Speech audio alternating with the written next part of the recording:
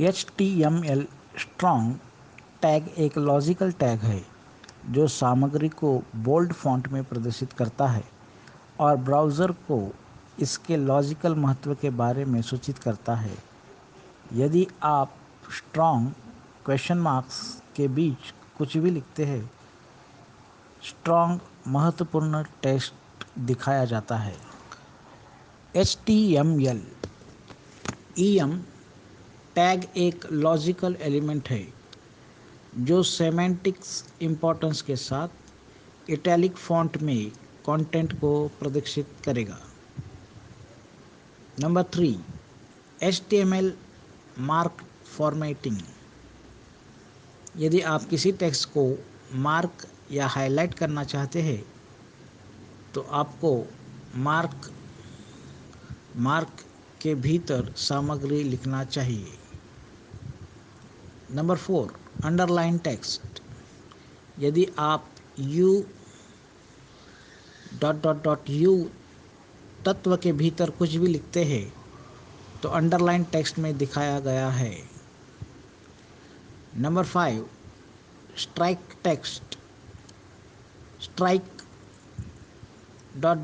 Strike तत्व के भीतर लिखी गई कोई भी चीज़ स्ट्राइक थ्रू के साथ प्रदर्शित की जाती है। यहाँ एक पतली रेखा है जो स्टेटमेंट को काटती है।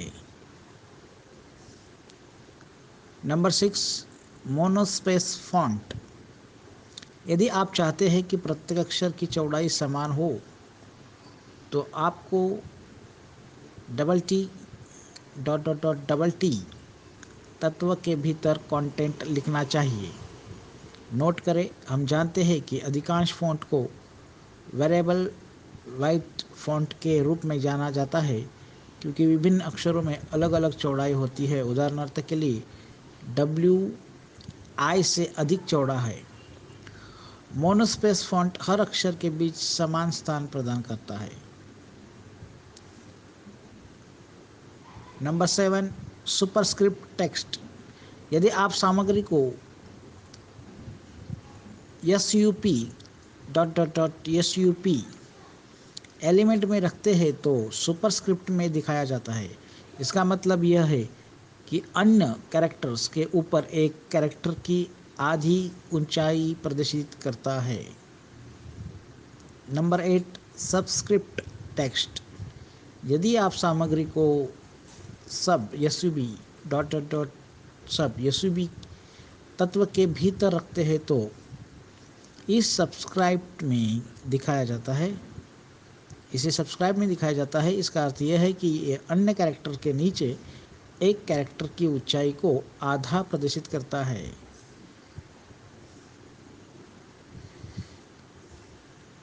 इसके बाद नंबर 9, डिलीटेड टेक्स्ट।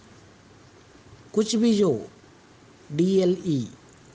DLE के भीतर रखा जाता है उसे डिलीटेड टेक्स्ट के रूप में प्रदर्शित किया जाता है।